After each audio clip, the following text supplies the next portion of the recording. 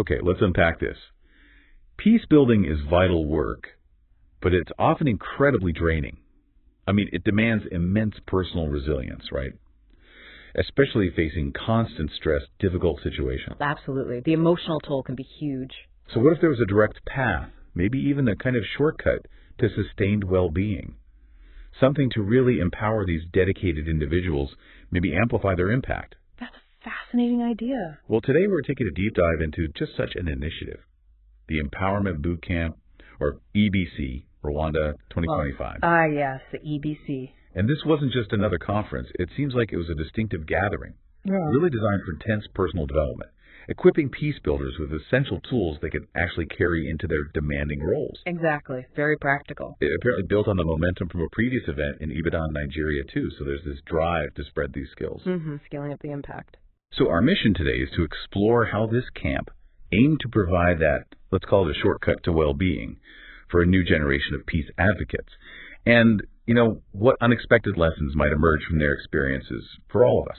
What's truly compelling here, I think, is how these types of initiatives thoughtfully connect that individual growth piece to broader societal piece. Right. It's not simply about what they learned, though that's important, but critically, how they learned it and why that specific approach is so fundamental for, fostering sustainable change. Okay, so set the scene for us. Where and when did this happen? Sure. This particular camp took place over 3 pretty impactful days, from July 11th to 13th, 2025.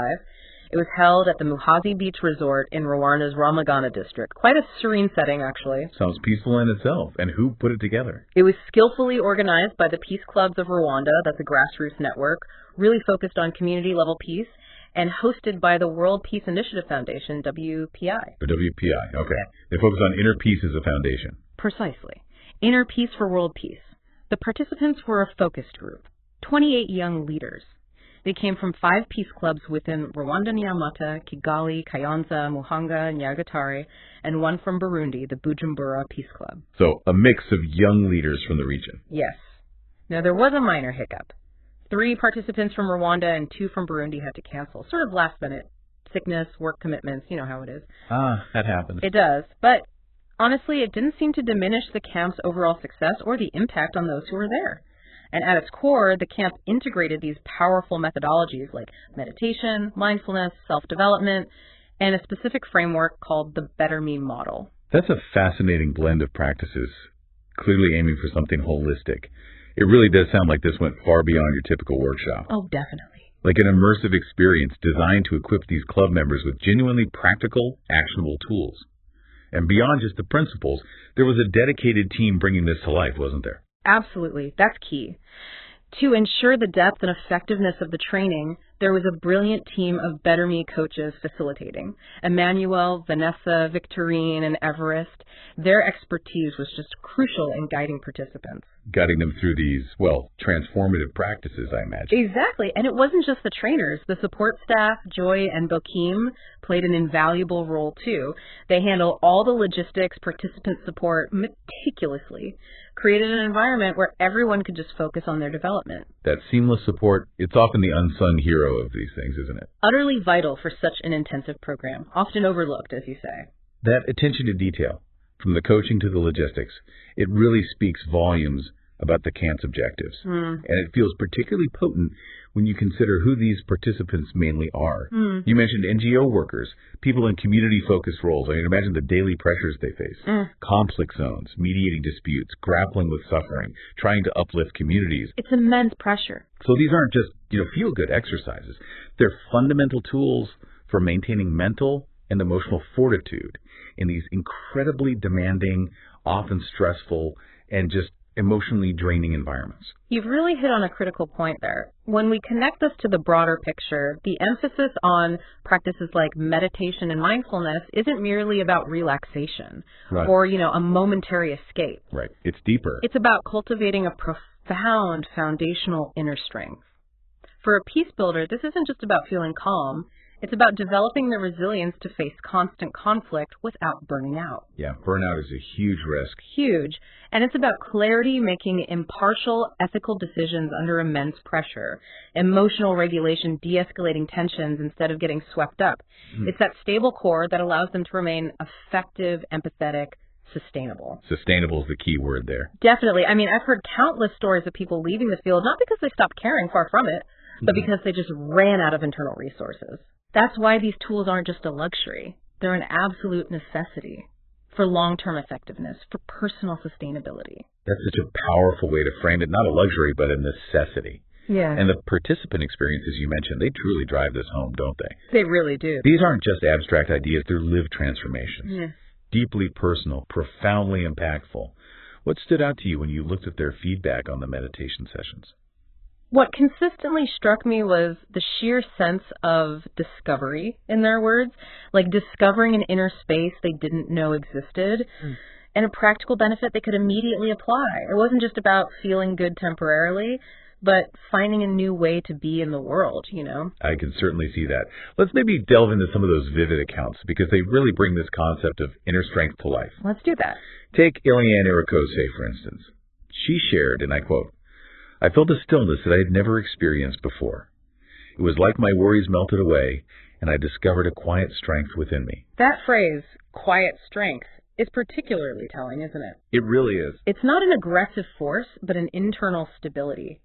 Allows you to navigate external chaos with more grace, more effectiveness. That's the essence of resilience for a peace builder. And she also mentioned enjoying the BetterME Model, showing how it all connected. Right, the integration. Then there was Tom Dior. He described how meditation helped me see that my thoughts are not me. They come and go like clouds.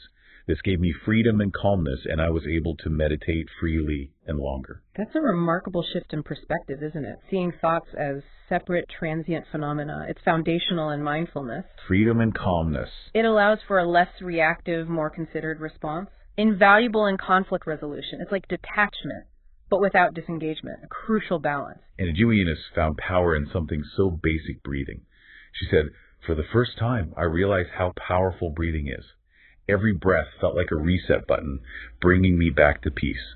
The breath as a reset button. It's such a universal, accessible tool, right there with you, always. Always available. An anchor in the present moment, instantly de-escalating internal stress, restoring a sense of control. So simple, yet profound. And Chantal's experience was beautifully simple too, but just deeply resonant. I experienced lightness in my heart. Lightness in the heart. That speaks to an emotional release, doesn't it? Shedding some of those heavy burdens peace workers often carry. Definitely. Then Linka Twissens reflected, "Meditation was like a mirror. I saw my mind clearly, and it encouraged me to be kinder to myself." Ah, the mirror analogy, seeing clearly. And that self-kindness piece. Imagine finding that level of self-awareness and self-compassion, especially in a field where I bet self-criticism can be rampant. That's a crucial insight. Self-compassion isn't self-indulgence, not at all. It's recognizing our shared humanity, our struggles. For people constantly giving to others, extending kindness inwards is paramount. To prevent burnout. Exactly. To prevent burnout, maintain empathy, it allows them to replenish their own well, so to speak. Replenish the well. I like that. And finally, Beneath Ibishaka felt this powerful connection to the environment. Noting, I felt connected to nature, especially meditating by the lakeside. It was healing and refreshing for my soul. Yes, the setting clearly played a role. Incorporating nature can amplify that sense of interconnectedness, deep calm, grounds the experience. Adds another layer. Another layer to the healing and refreshing aspect. And beyond these specific quotes, many participants shared similarly amazing experiences. They felt very relaxed. Some even described seeing lights during meditation. Wow, lights. Yeah. And a significant number explicitly reported feeling genuine relief. Relief from worries, from stress. It was quite consistent across the group. Those meditation experiences are clearly transformative, incredible moments of peace, insight. But the training also prominently featured this better model you mentioned. That was core. So for our listeners, what exactly does this model entail? How did it complement these meditative practices? Did it provide maybe a more structured approach to not just finding, but sustaining this inner peace for these peace builders? That's a great question. And it's where the camp moves from those powerful individual experiences, like seeing lights or feeling stillness, to a more structured, actionable framework. Okay. The BetterME model isn't just some generic self-help thing. It's highly structured. a 4-pillar approach designed for really comprehensive personal development. 4 pillars. Got it. What are they? Okay, so the first pillar is self-awareness. This is about understanding your own thoughts, emotions, patterns, but without judgment. Like the mirror Linka mentioned. Exactly like the mirror, but perhaps with guided exercises to help interpret what you're seeing. Identifying emotional triggers, observing mental habits, foundational stuff.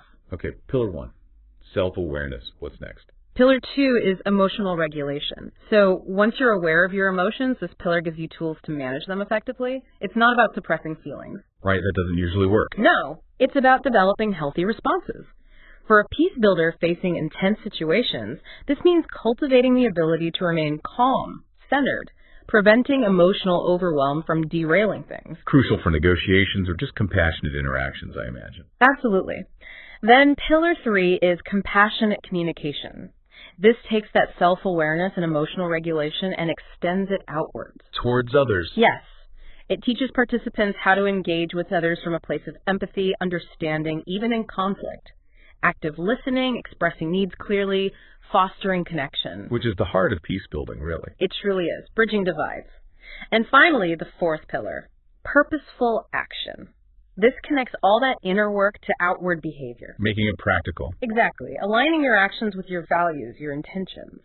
For peace builders, this means acting with integrity, courage, a clear vision, making sure efforts are not just well-intended, but also effective and sustainable. That's incredibly comprehensive. Self-awareness, emotional regulation, compassionate communication, purposeful action. So, if meditation offers the stillness and the reset button, the BetterME model provides the roadmap, the how-to for integrating that stillness into daily life and applying it strategically in their work. You got it. It helps translate that inner peace into tangible external impact. So is that why you might consider it a kind of shortcut? Because it structures the learning? Exactly. It's a shortcut not in the sense of skipping work, but because it condenses what might otherwise take years of informal learning, trial and error, into a focused, actionable program. Right. A clear methodology. A clear step-by-step methodology to develop these critical internal skills. Instead of just hoping to feel better, participants get a strategic framework. They learn to consciously cultivate inner stability and then apply it. Apply it to their interactions, their missions. Yes. It moves beyond just a temporary feeling to a sustainable practice. And that's crucial for preventing burnout and maintaining effectiveness in these high-stakes environments. That distinction, temporary feeling versus sustainable practice, is so important, particularly for our listeners, maybe wondering how these insights apply to their lives, not just professional peace builders. What stands out to you in these accounts and this model that could resonate with anyone just navigating, our complex world? Well, I think the universality of needing that inner anchor point, the power of the breath as a reset, the freedom that comes from not over-identifying with every thought. Yeah, the thoughts as clouds idea. Exactly. And the structure of BetterME, understanding yourself, managing emotions, communicating better, acting with purpose. These are skills everyone can benefit from, aren't they? Absolutely. Can you imagine finding that kind of stillness or structured self-awareness in your own daily life? It's quite compelling. It really is. So, wrapping this up, what does this all mean?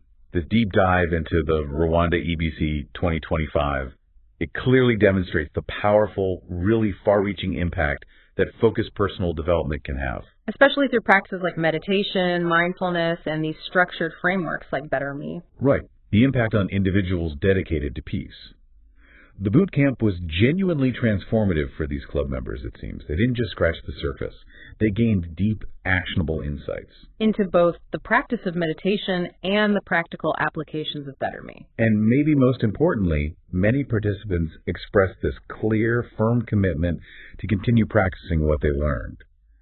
That shows a lasting impact, doesn't it? Extending far beyond the camp itself. It really does suggest it offered them a tangible path, maybe that shortcut, to cultivating sustained inner well-being. Which leads to a bigger question, I suppose. Indeed.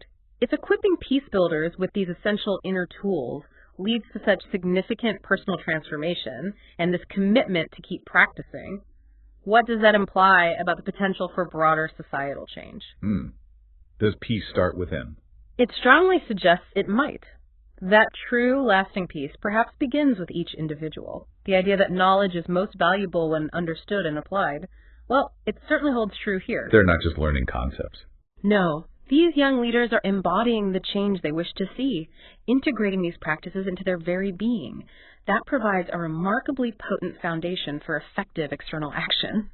So as you, our listener, reflect on these stories, newfound stillness, clarity, kindness to self, the structure of BetterME, maybe consider this.